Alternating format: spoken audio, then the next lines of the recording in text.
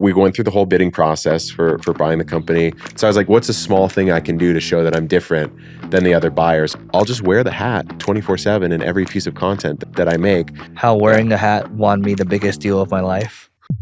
Yeah. I run a business called Epic Gardening, and it's been a crazy ride of like being a blogger to being a YouTuber and then a podcaster, then like an e-com, and then kind of building a whole team around it. So did he tell you like why the hat helped you win that deal? I think it's because... Kevin, how we doing? We're doing well, man. Thanks for doing this. Everyone, this is Kevin Espiritu. So I met Kevin in person at a investors conference, and he's got this amazing business called Epic Gardening, right? And he does a whole host of things. So this is going to be a wide-ranging conversation. But Kevin, what did I miss in that intro? Please add. That's pretty much it. I mean, I run a business called Epic Gardening, which I started, I think technically in 2013, but full-time 2016. And it's been a crazy ride of like being a blogger to being a YouTuber and then a podcaster, then like an e-com, and then kind of building a whole team around it and making acquisitions and all that. So that's it. What kind of numbers can you share around the business? Like you got the YouTube, all the things, whatever you're comfortable sharing. Sure. Yeah. So on YouTube, we're somewhere around 2.8 million on our main channel. And then we have 5 total channels, three are over 100K. Yeah. One of them is like a creator that we've grown. He was actually my initial garden assistant, and we like built a whole little mini content universe for him. Yeah. One of them is my own story of my homestead. So there's Epic Gardening, and then I created a sub brand called Epic Homesteading because I wanted a place to kind of just like F around at my house and make whatever content I wanted, and that started to do well.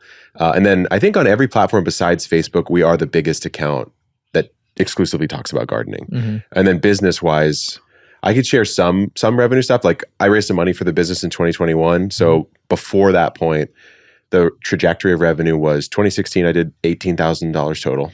When I quit my job to do this, it was like 6 months of the year, I did $18,000, which I was pretty stoked about at the time. 2016. Yep. And then 2017 was 72. 2018 was 220. 2019 was 550. 2020 was 2.8 and 2021 was 7.3 million. Got it. And then we raised some capital, and now we've made some acquisitions. We do tens of millions a year. Got it. Okay. How much, I guess, why did you guys decide to raise? How much you guys raise? We raised 17.5 million. Okay. And the reason why was because in this world of like creator, operator, creator, entrepreneur, I had already figured out creating content and like building an awesome audience of people who really cared about what we were doing and it was helping their life. And then I plugged in product, not really on an accident, but like without knowing how big of an opportunity it might become. And so I did that from 2019, 2020, 2021 through the pandemic. And by the time it got to 2021, I was on me and 4 contractors, and we had done those numbers, which was like a woefully understaffed team. And I was beyond my level of operating knowledge. And so bringing on some partners helped a lot. Got it. So I'm imagining you're super profitable. Back then, yeah. I mean, we're not profitable now, but back then it was almost cheat code because you're not paying for paid ads, right? We were charging for shipping at the time. We don't charge as much now, and so your margins were just insane back then. Yeah. And the other thing too, I think people think raising money is bad. I don't think it's bad or good. It just is, because I'm assuming you got to take some chips off the table too. Took some chips off the table, which is helpful just to allow you to focus instead of being constantly in a state of like stress, panic all the time as a founder. But yeah, and I thought the same thing. I never thought I would raise any capital for the business because it felt like it was me, right? Like your business is your child, especially when you're a creator and you're the face of it too. But yeah, in our space, it just made sense to partner up. Okay, so the botanical interests. Okay, so let's talk about this deal. Yeah, this one was crazy because the first seed pack I ever bought at a nursery, like with my brother way back when I was starting to grow, was one of their seed packs. Because it's this white packet with like hand-drawn illustrations, and it just stands out compared to the rest of the ones on the shelf. So I just picked it not knowing anything. And then lo and behold, like 12 years later, we now own Botanical Interests. It's just a crazy story. But we went out and met them, and the founder was a husband and wife founder. And the husband's like, oh, like, I know you, like, let me grab a photo with you. Like, I've got a couple friends who are fans of your stuff. And I was like, okay, I think like we got a shot here. Like we might be able to get this. So he gave me the hat. And the same hat you're wearing right now. I have like 17 of these hats now, but it might have been the same hat. But I remember thinking to myself, like, this is probably going to be a competitive process. Like I know there's like 5 to 7 other people trying to purchase Botanical Interests. So I'll just wear the hat 24/7 in every piece of content that I make Yeah. until this deal is either won or lost. And I did. Like there's you can look from like all of 2022. I'm wearing the hat and everything. Mm-hmm. I kind of still do. And then we went through the whole bidding process for buying the company. We were definitely not the highest bid, like verified fact, by like a significant amount, like a meaningful amount for the founders take home on the sale. We were not the highest, and they still went with us. Mm-hmm. And so we go out to do like the whole celebration, closing party, that sort of thing. And Curtis, who's one of the founders, he's like, "You don't know how much wearing the hat made a difference." Wow. And I was like, I knew it. Yeah. Like I was like, I knew that would make the difference because I love the brand. Like I was already a fan of the brand. Yeah. So I was like, what's a small thing I can do to show that I'm different than the other buyers who frankly probably would have just gutted the entire team and like done some roll up type thing. Yeah. You know, and I was also not going to do that. So I think that helped. But how wearing a hat won me the biggest deal of my life. Yeah. No, I texted my investors after and I was like, I want more equity back. Like, give me more, because we saved quite a bit of money compared to what we would have had to go up to. So what was the angle there? I mean, get them to integrate with you guys, like the seeds, like you guys weren't doing any seed. I don't know much about gardening, right? So, no. So the product lines we had at the time, and we still have, it was raised beds. So like a container to grow plants in. And then we had seed starting trays. So trays to start the seeds that we weren't offering, right? And we were purchasing from a local vendor connection that I had, very small player. And we were like, well, we need to get into other categories. And seed is a fantastic category to be in. It's something, it's one of the few things you actually do have to purchase every year as a gardener. And not only do you have to, but you want to. Like these catalogs sit at your doorstep in the wintertime. You're like thumbing through the catalogs. You're circling all the seeds you want. You're making lists. You're like planting spreadsheets out and all this kind of stuff.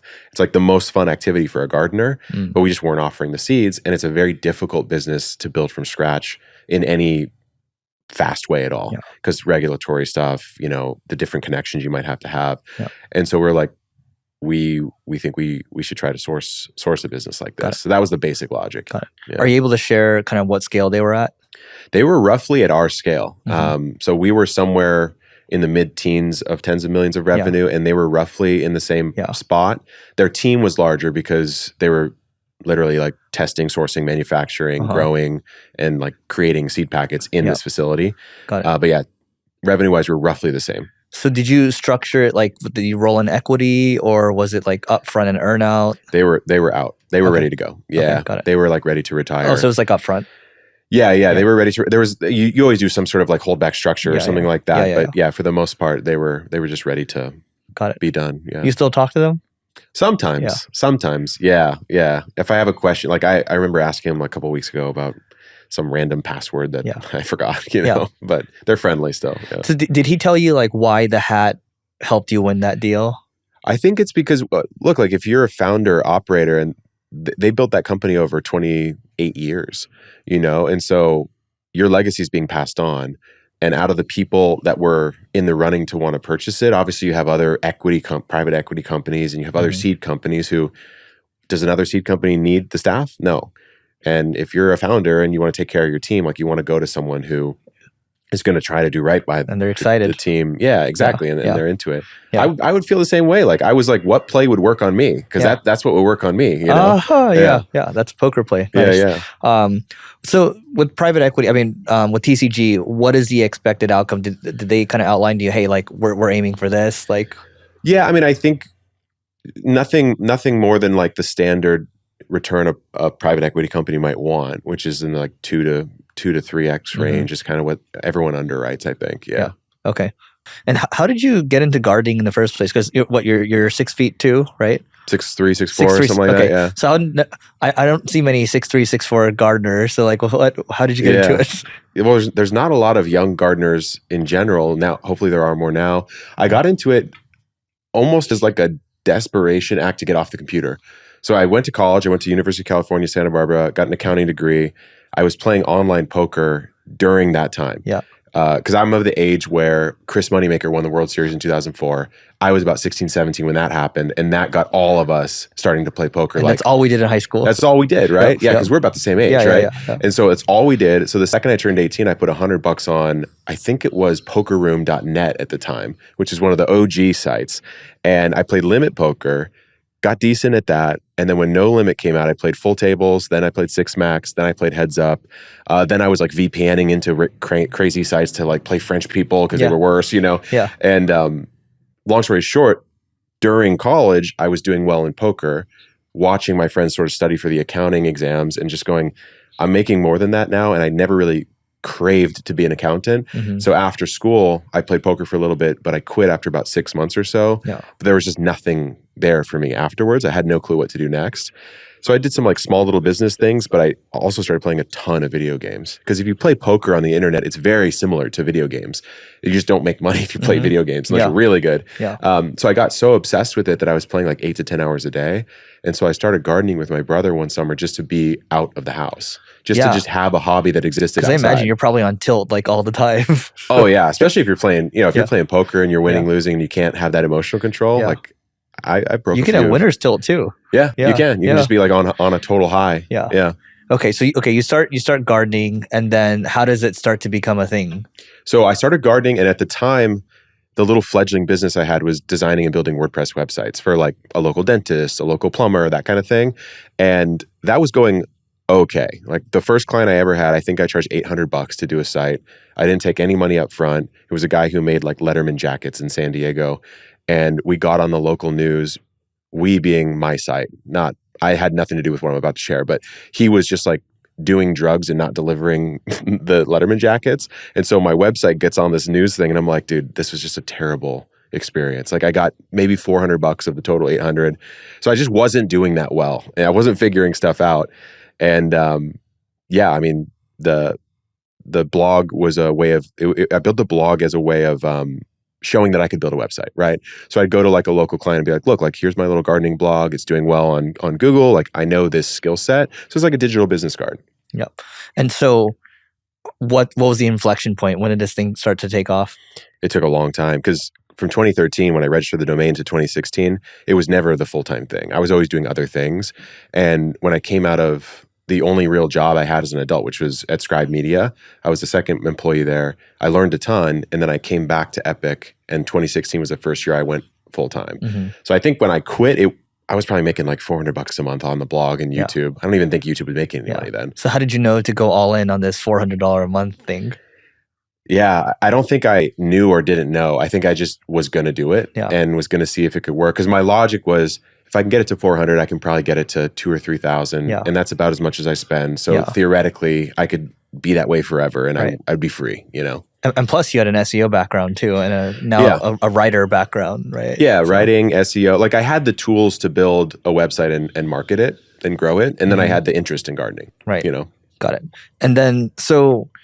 One interesting, I think this kind of ties in with gardening too. We can take a little side quest here. So right now, like you're carving wood, right? So how do you happen to find all these new habits? I think that's like it's a strength and a weakness, right? Like all your great strengths become a weakness at some point. And so for me, like this insatiable curiosity about how all things work, I'll get into a little side hobby or a side quest. And then this whole carving wood thing came. One of the guys on my team, his name is Jacques, he's one of our creators. He got into it and he texted me and he was like, I just spent 4 hours carving wood. Like he made a spoon, you know? Yeah. And you can buy a spoon, but he made a spoon. Yeah. And I'm like, okay, cool. Let me grab some of these like carving knives and this wood. I sit down with him. I spent 4 hours making a spoon. Didn't look at my phone. Yeah. I was just chatting, and then I left with the spoon, which was terrible spoon, but I left and I was like, I feel so good right now. Like what's going on, you know? And so to me, it's like a way to get away from the business a little bit and just like have a thing that's pointless in a way. Yeah. There's no point besides just doing it. It feels meditative. Yeah. Like this is like your version of like walking in the woods or just sitting there and doing nothing. Yeah, you got to have something like that, right? Because I used to think like playing video games or like watching Netflix or like going out to eat or this or that was a way to de-stress, but it's really not. Like it's still stimulation for the brain. Like you have to have a present moment activity that like generally involves your body or hands or something with no outcome. Yeah. And plus, like, I don't know if you're this way now, maybe just like a mid-30s thing now, but I get a lot of anxiety just looking at my phone. And so like if the first hour of my day is like I have 1 hour screen time, I already feel like a complete failure. Yeah. And I just feel like my brain's scrambled. How are you with that? I'm okay at it. I think because of the nature of creating on the internet and like being on YouTube, being on Instagram, being on TikTok, etc. Part of how I built those platforms was just responding to every comment, no matter what. So up until like 2019, I think I responded to every comment on every platform. So I got really used to like multi-threading. Yeah. And then when you played poker back in the day, like I don't know if you played online, but I would play 10, 12 tables at a time, and you're making like many decisions per minute on those tables. So my brain can handle it, but I think when you get to your mid-30s, just because you can't handle it doesn't mean you like should or want to. Right. And so I kind of feel the same way these days. I wanted to take a second to talk about today's sponsor, Ahrefs. Ahrefs is my favorite SEO tool. In fact, we use it at my ad agency, Single Brain, for internal uses and also for clients, and we've been using it for years and years. And the cool thing is they have a great academy that you can go to if you're looking to just learn SEO. And they have a free offering if you just search for ahrefs.com/webmaster-tools. My favorite feature with Ahrefs, it's a sneaky feature here, but I'm just looking at zapier.com. And what I'm doing is I'm looking at, oh, wow, they got 10 million visits in the last, 6 months or so compared to the previous 6 months. Well, okay, how are they doing it? I can look at their site structure. So if I click on site structure, I can see that their blog has driven the vast majority of it, and it was a plus 5 million change, right? So basically what I can do is I can look at the pages that are driving that traffic, and now I have a sense for what they're doing in terms of strategy. So I can look at competitors. I can also look at our own stuff too, to figure out how we can optimize our own website. So you can just check out Ahrefs Webmaster Tools. That's completely free, or you can go to the Ahrefs Academy. That's also free as well to learn more. And that being said, back to the video. 6 years of commenting. So I want to come over to YouTube because again, you have a 2.8 million sub channel, 350. Yeah, and the other two are sub 10K. They're sort of starting out. And you just started a new channel, and then boom, I see a couple 100,000 views on one video. The personal channel. Yeah. So what is this? What's like your formula? Because now it's just a formula. It's not even a secret. Like what is it that works for you? I think it's channel dependent. So like on the main channel, Epic Gardening, a lot of it is just educational how-to videos that play over many years. So like some of the early stuff still does really well. How to prune basil so it grows forever. Pruning tomatoes 101, everything you need to know, right? Like that's going to be searched for many years.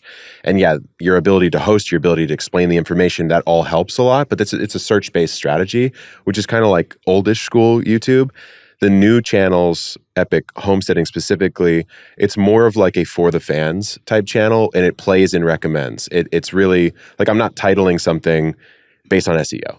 I'll title something like, I can't believe this happened, you know, and then the thumb will have like my chicken flying the coop or something like that. So it's interesting based on what channel it is. Like the strategy is different. I think it's also a combination, and correct me if I'm wrong, but it's one, the game of YouTube, but also there just isn't a lot of content being created around gardening, even today, right? Yeah, I mean, I would say there is, but it's just a smaller space than fitness or certainly food. Like I just came from this big food blog conference, and it's like 97 food bloggers, and like me, someone who does a Disney thing, and someone who does a country thing. Like it's such a huge world, you know. Gardening's not that big. And how does that YouTube engine help with your business? Like, what do you have a sense for how much percent it drives? Yeah, so we try to crack this, because if you could fully crack attribution, you'd probably be like the richest person on the internet, right? But we know that direct attributed revenue from all the organic platforms that we have is somewhere in the 8 to 10% range. But that's like the lowest you could possibly track. It's like the 1 day click, 24-hour window, like all that kind of stuff. So you've got to imagine if you've got direct traffic coming in from like sources that are harder to track, like where else are they going to hear about us from, you know? Right. And we don't spend a ton of money on paid ads. So it's a good chunk. Got it. So what are the kind of distribution engines for you guys right now? YouTube, SEO? Yeah, so the blog is really how the whole thing started. The blog is a tank now because we've grown it many times over the years. But we also have made a couple blog acquisitions and folded them into our blog. And then YouTube, the short form platforms, which I would consider like Instagram, TikTok, Facebook to some degree, and even YouTube Shorts. We don't use that too much. Those to me all function as like top of funnel organic reach for more organic content. So like I kind of want you to see that stuff, go like, oh, I might want to grow some herbs or something, and then go to YouTube. And then from there you might go, I want to grow herbs with a system that we offer, and then you might go buy it. Got it. Yeah. And so it seems like you use TikTok, Instagram Reels, but how come you don't touch YouTube Shorts? I do use it, but the way I use it right now, at least, is of the 4 Shorts platforms that exist, TikTok to me seems the most the most throwaway in the sense of like its impact is not super strong. And so I'll test every piece of short form on TikTok. If it does well there, I'll escalate it to IG where we have a more dedicated and like long-term fan base. And then I'll put it on Facebook. If those also do well, now I have 3 data points. This is what I call like a cross-platform banger. Yeah. And if I have a cross-platform banger, it'll go to YouTube because YouTube is the most precious audience that I think we have. CPB, cross-platform CPB banger. strategy. Oh, Yeah, I like you that. heard it here first. Yeah. So, okay, we can jump around here, but you just mentioned the phrase blog acquisition. So can you speak more to that? Because I think a lot of people would like to learn. Yeah. So the earliest one I did was 2017. I was writing almost exclusively about edible stuff and hydroponics. So edible gardening, hydroponics. I wanted to get into some houseplant stuff because I was starting to grow houseplants a lot at that point in time. Like there was a big houseplant craze in the late 2010s. Yeah. And so I found this website that I was using just to research potential articles to write. And then I was like, this is a pretty decent site, but it looked old. Like it looked unmaintained. I'm talking like early 2000s style level design. So I did a who is search on it and I did a little SEO research. It was getting like 35,000 hits a month. I do a who is search. It's some like Indian guy and he was a VC in India. I find his Twitter and I go, hey, do you own this site? And he's like, oh yeah, I actually forgot about that site. I'm like, would you ever want to sell it? And he's like, yeah, I'll sell it to you for $10 an article, which there was 90 articles, so $900. And I was doing the math. He's not the writer, right? It's just one of his sites. He may have been. I have no idea, honestly. A VC that just... Yeah, I mean, who knows what VC meant back then? I have no idea. But it probably just some like AdSense project that he did back in the day, right? But anyway, so I bought it for $900. Just at 900 on the ad rev, you would earn just on display ads at a 1-to-1, like assuming no traffic increase. I was like, this thing pays off in like 4 months. So it's just like an auto buy. So I bought it. I'd spent like a couple days transferring all the articles over, 301 redirecting them. I think just because my domain authority was higher, the rankings were better, right? And so then so you moved the articles over. I rewrote them from scratch and just redirected the URL to URL, right? And it contributed like 80, 90,000 hits a month to the blog at a higher, RPM. And so it paid off in like 2 months. You don't hear many people talking about, so you hear people buying blogs and they have the strong domain authority, they might have some articles, but buying the blog just for the content, not many people do that. So that's the first one that you did. It starts adding 80, 90,000 visitors per month. Yeah. That's a lot. Yeah, it was a ton, right? And it gave me an entire category within my major category of gardening of houseplants, right? Then I could partner those with the YouTube videos that I was making at the time. And then we made a much larger blog acquisition last year where I was hiring for a director of search role because I was already hands off on the blog, but I needed someone who was really good at SEO because it was such a tank for us. And this guy messaged me, this guy Jason, he's like, hey, look, I'm interested in the job, but I have been building a gardening website over the last like 15 to 18 months. And he was just crushing traffic. And I had to make sure it was all legit and all that stuff. And I was like, well, instead of just working here, you kind of can't be our director of SEO and be running a gardening blog that isn't ours, right? So what if we purchased your blog and hired you? So we did that and we were roughly 1-to-1 traffic. So we were probably at 10 million uniques a year. He was probably at 10 million. And we just completed about 6 months ago folding those blogs together. It was very difficult. But what ended up happening was it's the same thing, just at a bigger scale. So say our average position was like anywhere from like 10 to 11 across all of our keyword positions. The addition of his redirects on our higher domain authority plus the additional content itself, our average position is like 7 to 8 now. Wow. Just so everyone knows, what Kevin's talking about, average position is average like ranking per keyword. Search ranking position. That's pretty significant. It was crazy. And then the wilder thing too is we're on, we use a ad network like a Mediavine, we use Raptive, and he was in a larger tier than we were because his traffic was like just slightly higher than ours. So by virtue of purchasing his site, our RPM almost doubled on our site. So if you think about that, as far as like the payback of the acquisition, it was just crazy. It was another sort of slam dunk play. That's interesting. So why didn't he just decide to continue on his? Like why did he didn't tap out, but why did he? I mean, he tapped in, I guess you could say. So he got to realize some exit value, right? And he got equity in Epic, which is great. Oh, cool. Okay. Yeah, we gave him some equity in Epic. And then also, he was just never going to do the commerce piece of the business, which is like 95% of our revenue. And so he's like, I'd rather be on the team that I think is going to win long term. Got it. So how did you, whatever you can reveal here, how did you structure this from, just in case someone wants to do the same thing? I think this is where it gets the most interesting, right? Because I can't say the exact details of his particular deal, but we were able to structure it in a way that was favorable for both of us. Like he has a payout, but he has additional monies coming in. And then because we were employing him, we could bake some of the deal into like a salary structure as well. Right. But you could probably try to do like full on seller financing for some of these if a blog owner is like willing to make that bet, you know? So you gave him an upfront and then some equity. Yeah, upfront, some equity, salary, some overtime. It was kind of a mix of all the ways that you could do it. Is he happy? Yeah, he loves it. Yeah, he's really happy. That's great. This was like an acqui-hire. That is a slam dunk deal. It's like a one-off acqui-hire, you know? Yeah. How did you, and he was the only employee, right? How did you, I don't want to say how you sourced this, but like, how did you go about finding this deal? He came to me. Yeah, on this particular one, he came to me because I've been in SEO for such a long time that we knew each other from just various circles or forums or whatever, you know? There's only so many gardening SEOs. There's not that many, right? Yeah. And so Epic was already a pretty sizable gardening blog at the time. And so I think he just was plugged into who was in the space. Got it. Yeah. Where do you think SEO is going, by the way? I mean, big update this week, right? There's a ton of sites getting de-indexed. Clapped. Yeah. They're getting clapped. Yeah. I don't know, man. I mean, I remember when OpenAI first came out with ChatGPT, I was like, what's your position, Jason, on using AI? And he's like, yeah, it's just not for me. And I felt the same way. I was like, I don't think it's at a point where it would even make sense to use it at all to help the writing. And we've never used it. And we also we didn't get hit by the helpful content update. Yeah. We haven't gotten hit in this. We just don't use it. But I don't know, man. I mean, Google's rolling out search generative experience. They're doing all that kind of stuff. I don't even think they know where it's going, to be honest. Yeah. Well, again, you guys are what, 20 million visitors per year, or we're probably tracking to like, the goal this year is like 40, 45. Okay, got it. Like 30-ish probably this past year. Yeah, got it. And so I like that. So your site purely, there's no AI assisted content, there's no programmatic SEO, there's none of that. There's zero. Which who knows? Maybe we're leaving something on the table, but I'd rather just not take the chance. Better safe than sorry. Yeah, exactly. So you guys are averaging like around like 3.7 million visitors per month. Yeah, seasonally curved though, because it's gardening, so it's very seasonal. So down during winter time. Okay. And how big is email for you guys? I mean, on the 3.7, pretty big. Yeah.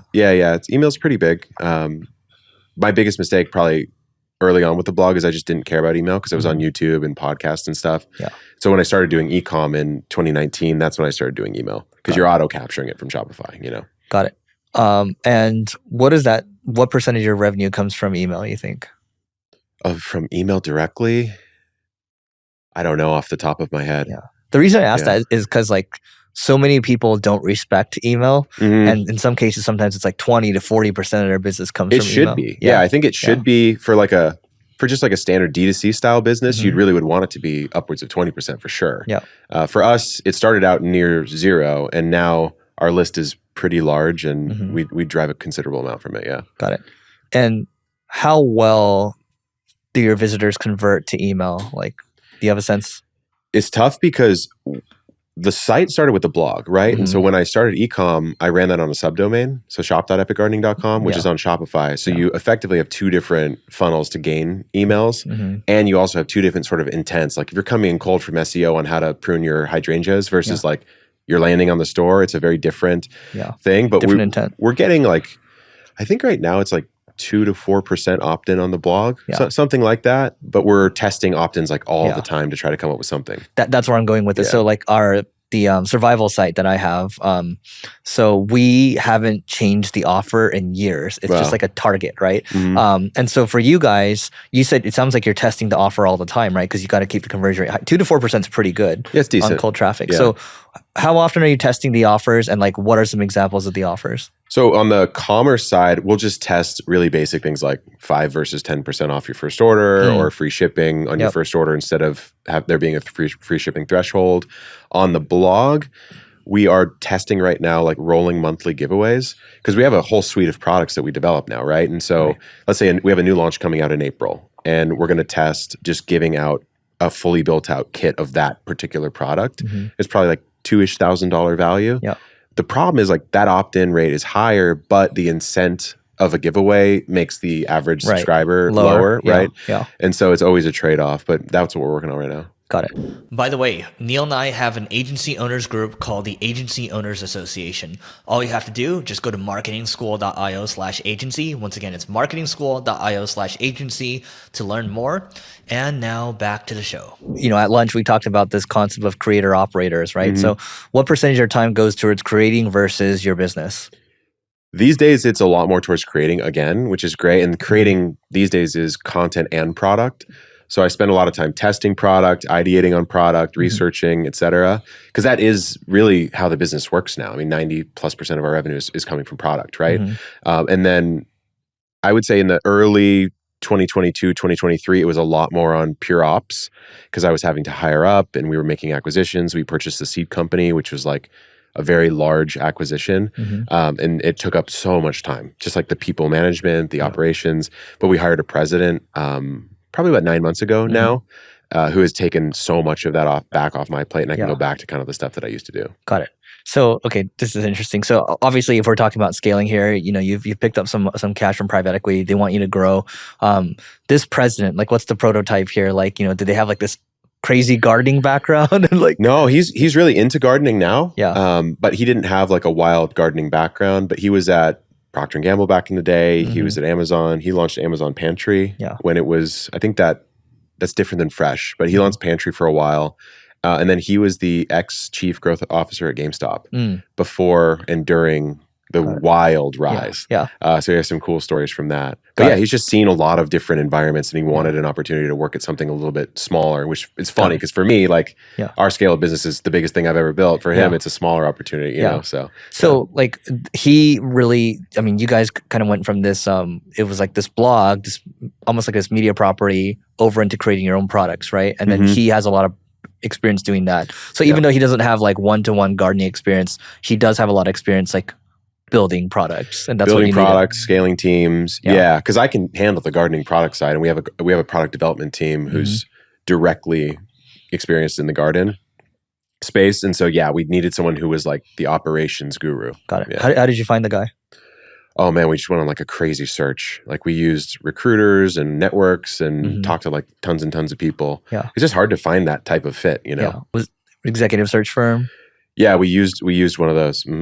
So was that the one that worked out? That was the one that worked out. Yeah, we used like we tried like 2 or 3 and then we finally came up with one that worked. You pay a fat percentage on those, but it's worth it at the end of the day. That's what I've learned. Whether you're recruiting or whether you're hiring, like paying the X% more, but if you know for a fact you're getting a 10X talent, it's obviously free. Did you feel that? Like this is a 10X, this is like a FES? Yeah, I felt that.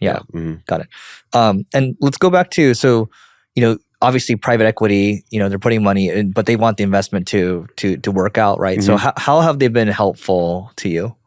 Well, I mean, so the Chernin Group are our investors, and they've got the exact background of the type of company I was already on the path to building, right? It's this content to commerce sort of model. And so for me, you look at like Meat Eater, one of their investments, Barstool Sports, Food 52, Hodinkee.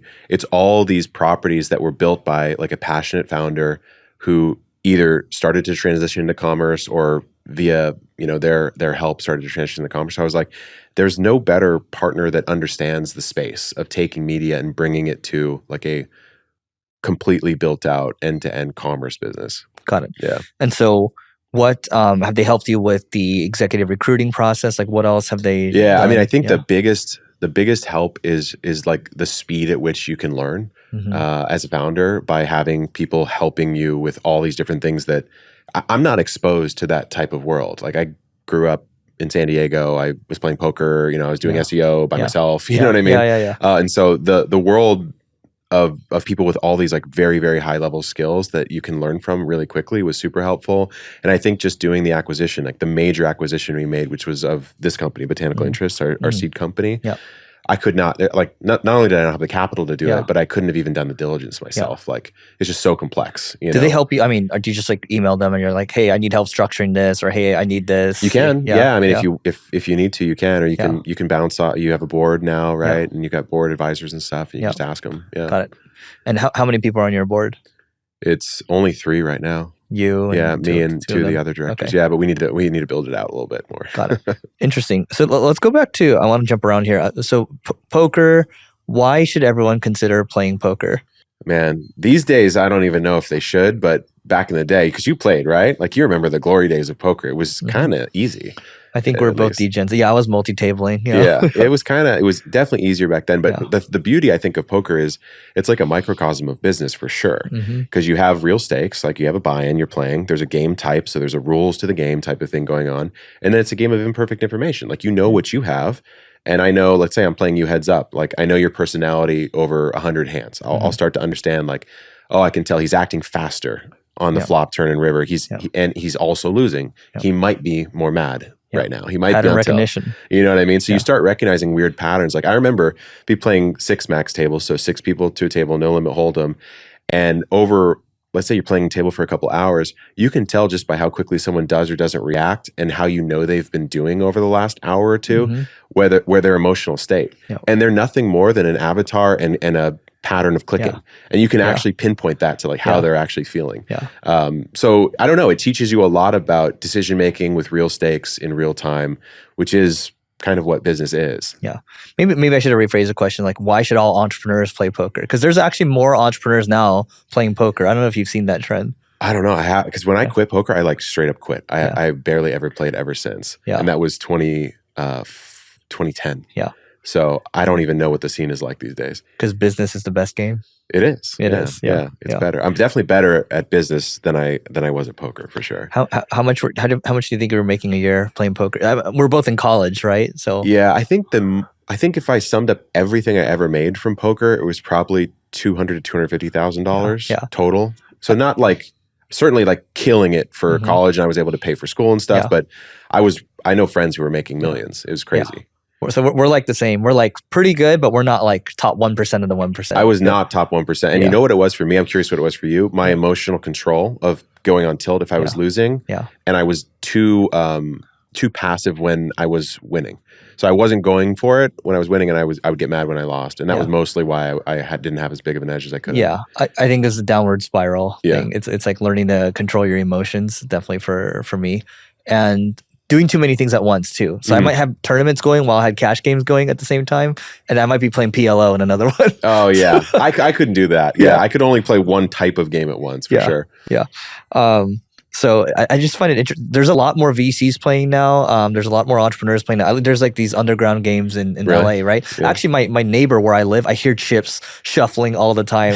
Like yesterday, I was walking back to my house. I'm like, God, these guys just play poker all day. You got to hop in on one of those secret games. I'm going to knock it one day and say, hey, I'm in. Yeah, so, just buy in right there. Yeah. You know? Actually, there's some pretty crazy games that happen there from what I heard. But anyway, how about, so look, you've gotten into mold toxicity. Talk about that. Yeah, well, dude, I got into like the esoteric health side of Twitter, now X, and it's pretty wild. Like the people on there, I don't understand what's going on in their minds, but they're going into this world of like everything that was ever recommended when they were a child is like default bad, right? So like every single thing that modern medicine says is terrible.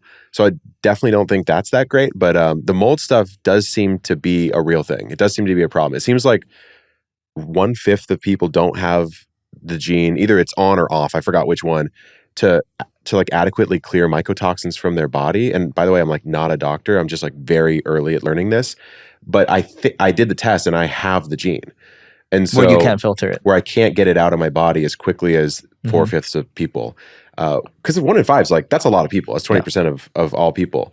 And I started looking at it, and then I was doing blood tests and this and that, just for different reasons, and it all started to line up. Then I'm like, I remember when I was first building Epic, I was renting this place, and it was leaking all the time, and I would have to take naps like once a day, and I was never a napper before. I'm like, why am I so out of it? And that's gone in waves. Like I think it kind of maps to stress and all the stuff that kind of comes with being a entrepreneur.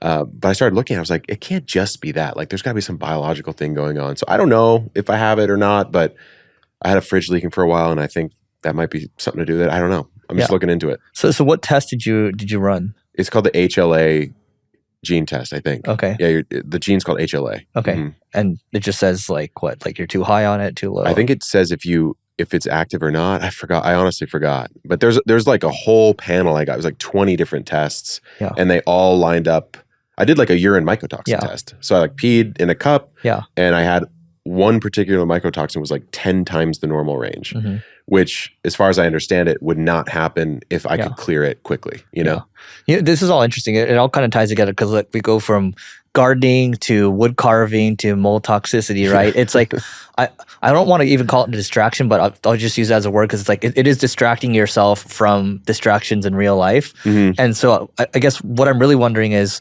when you start getting into gardening or carving wood, like how many hours are you spending per day or per week on this stuff? Doing that stuff. I mean, I might just like make a couple carvings on the weekend, you know, like especially if there's a friend who wants to join, because then you're just having a conversation with a friend. You're just like, it's just whittling basically.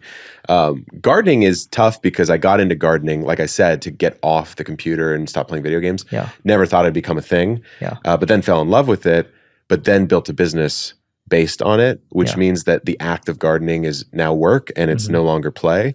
And so does it feel that way? It feels like you're having fun. I am having fun, but it's a different type of fun than just like someone who watches us, right? Someone who watches us might just be gardening with their family on the weekends, and that's how they engage with it. And it's the way I engage with the whittling now, right? So I had to come up with yet another thing to kind of make sure that I still had a hobby like that. Got it. So your home, do you have like a shitload of plants? Like what's the deal? Yeah. I mean, all the content still comes out of the house.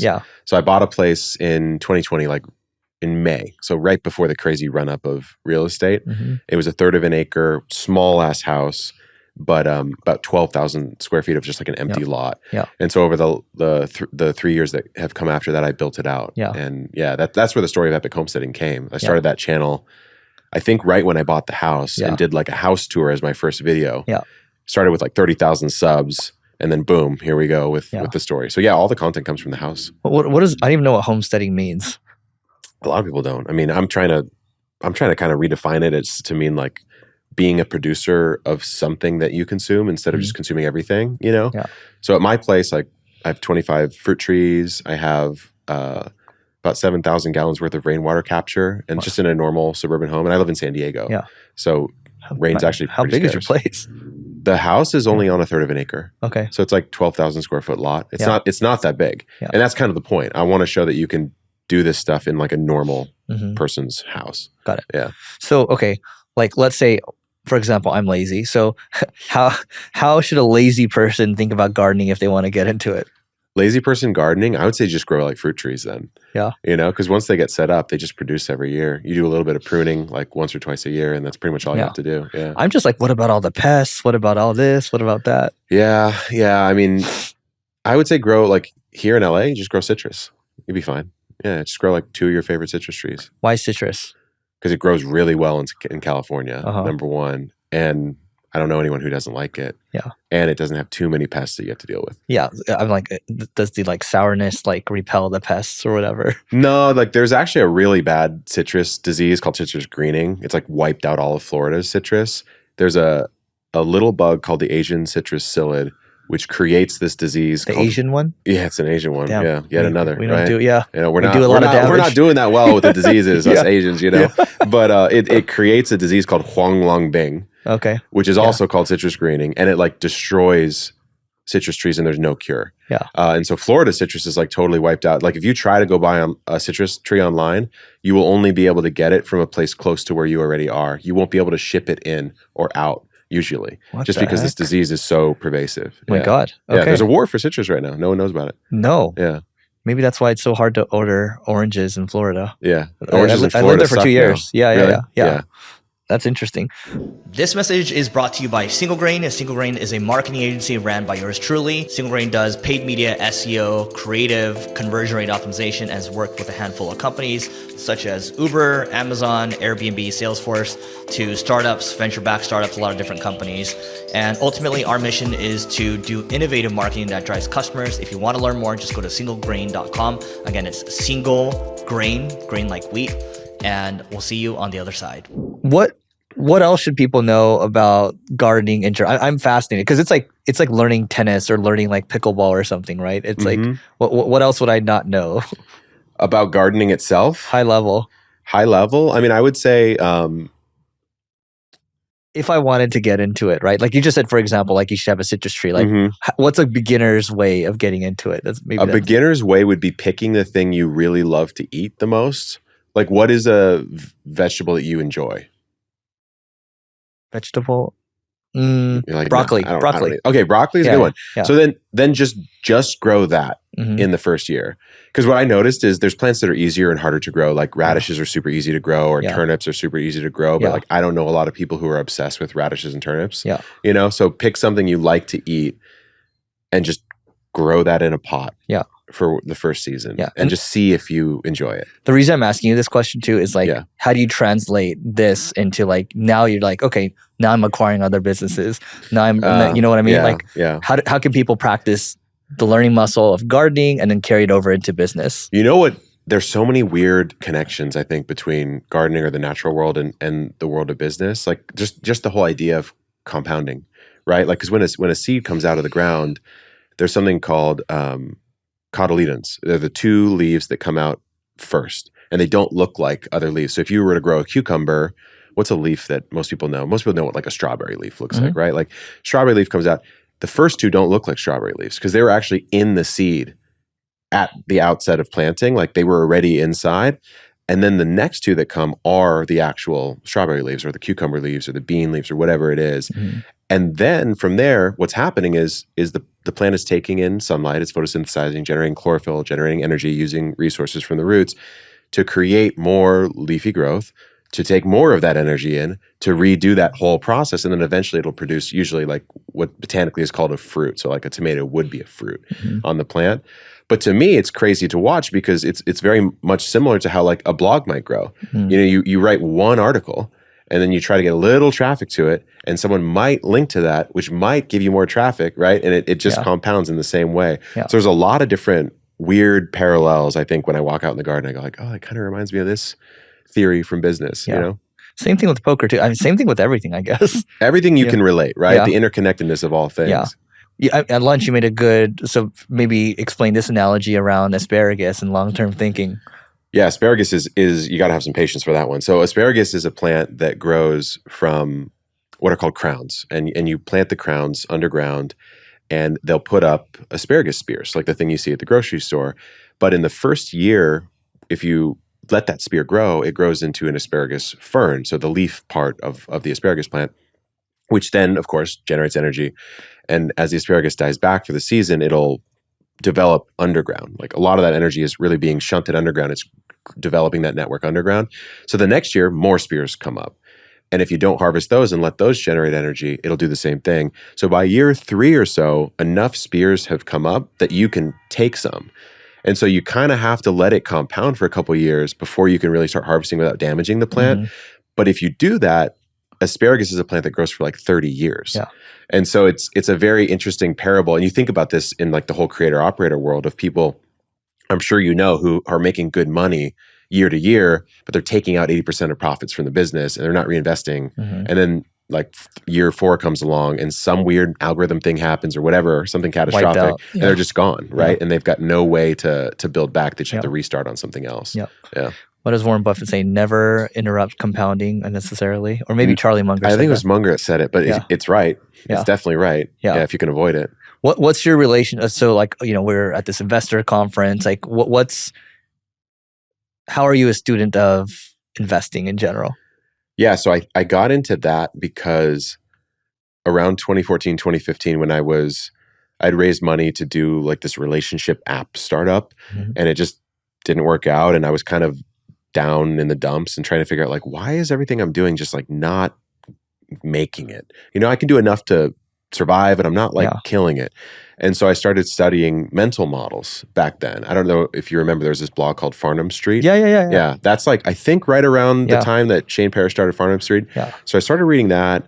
I started reading this guy, Eric Jorgensen's Medium page called Evergreen Library. At the I didn't time. even know he had a Medium. He had a Medium way back in the day. Yeah. And that's how I met Eric. And then I kind of got into all these mental models and I bought Poor Charlie's Almanac and I read that. And then I started trying to go like, okay, well, what are all the models in biology? What are all the models in physics? What are all the models in electromagnetism? Whatever. And then I was just going, well, how does that relate to what I'm trying to do? And it helped me start to think from the ground up. Like Elon will say, like first principles thinking type stuff. And I started to go, oh, that's why that wasn't working. Oh, I wasn't solving the right problem, right?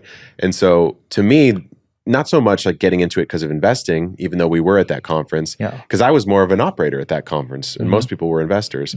But you can use the same principles to build a business too.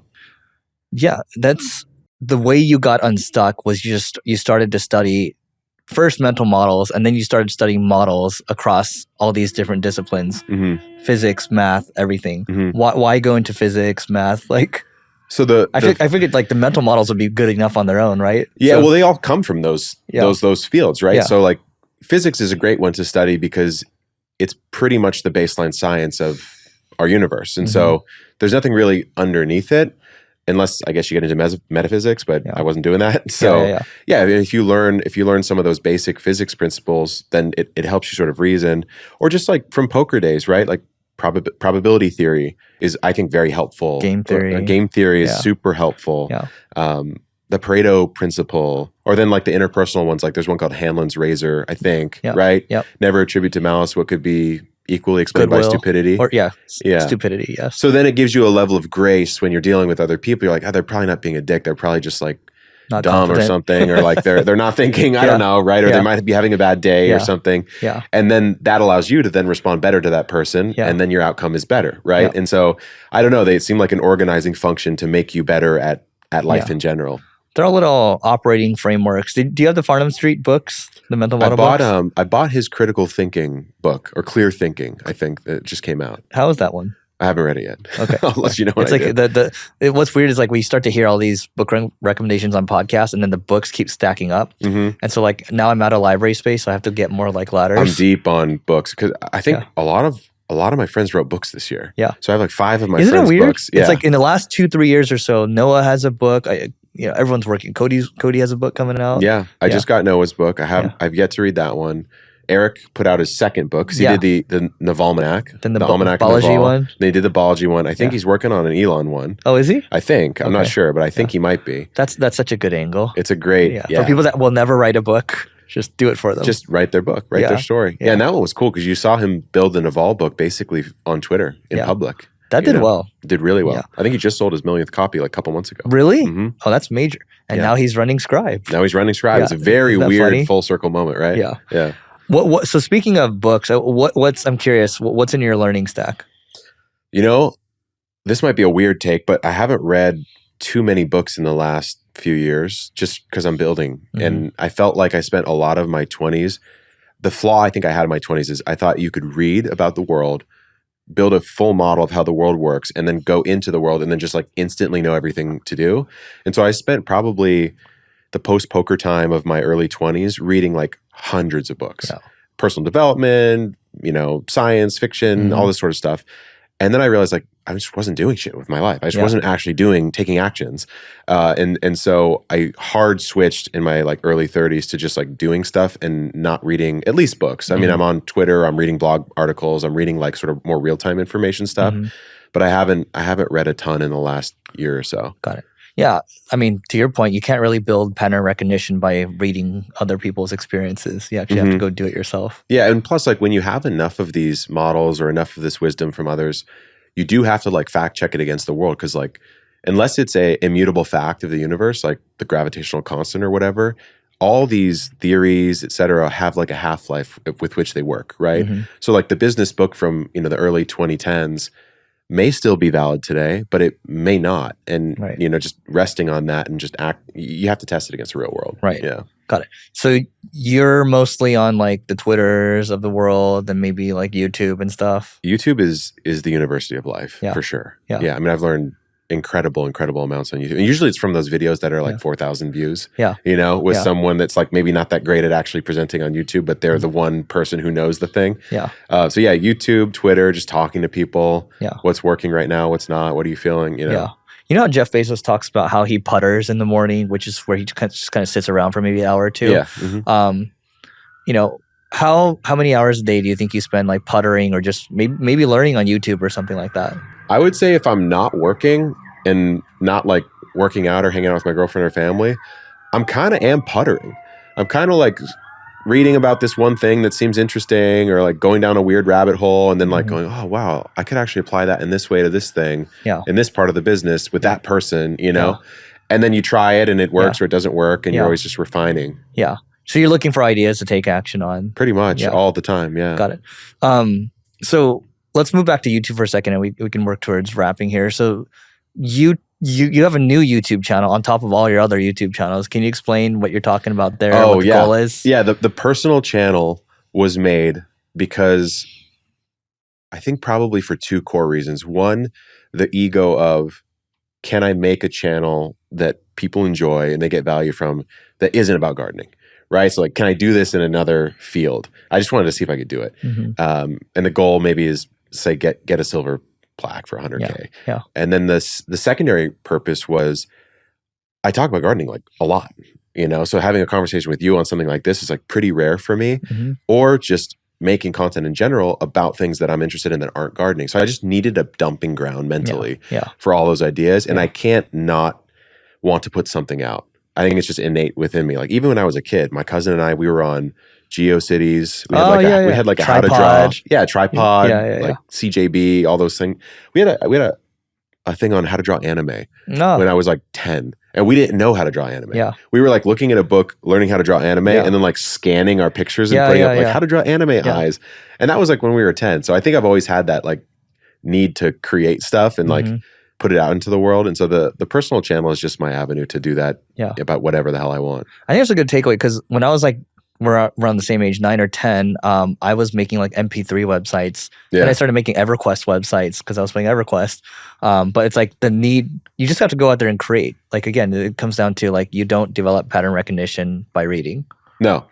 And plus like the people I meet that are doing pretty well with some sort of business in general, but a lot of the times it's a business that has some interface with the internet, is they're all sort of game-minded in their nature, whether it's poker or a lot of competitive video game people end up doing well. A lot of traders end up doing well. And I think it's just the need to play. Like it's fun to just play. You know, especially once you reach a point where you've done well. And, you know, at least for me, I'm a gardener, right? Like I don't have some crazy expensive lifestyle. Is that how you introduce yourself sometimes? I'm a gardener.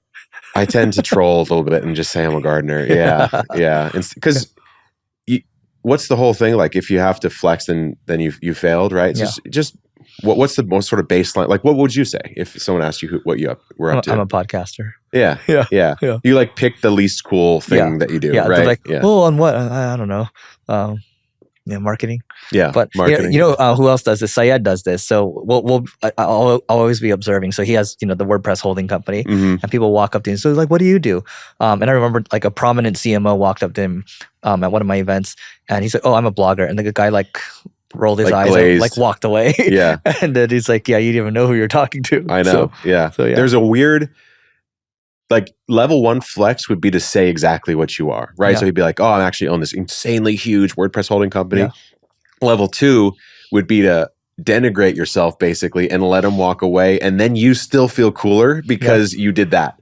Right. And then level 3 would probably just to somehow become Buddha and like detach from all of that, right? And I don't think I'm at that level yet. So you're level 2 right now. I might be level 2. Maybe I'm sometimes level 1. Who knows? So what is the interaction? You tell people you're a gardener. What do you usually get? I would usually say something like, "Oh, like I teach people how to grow plants," is usually what I would say. And if they want to follow up, then I'll say, "Yeah, like we make YouTube videos, we make podcasts, we make blog articles and stuff." And because it's boring to me to talk about what I do to others. I'd rather hear like what they're up to. Same here. And on the way to lunch, you talked about how you don't do any shorts at all, right? For your main channel. We were just basically saying that do some. Longs is like, that's where it's at. And I think people are over indexing on shorts. It's almost become like an addictive drug. I think there's like a revolt on shorts that is either here or coming. My theory is that it's actually here right now. Because I think Gen Z is aware of, they're very media literate compared to, let's say, boomers or even millennials, because they grew up with the internet, and they grew up with basically like Web 1 to Web 2. Gen Alpha grew up with Web 2.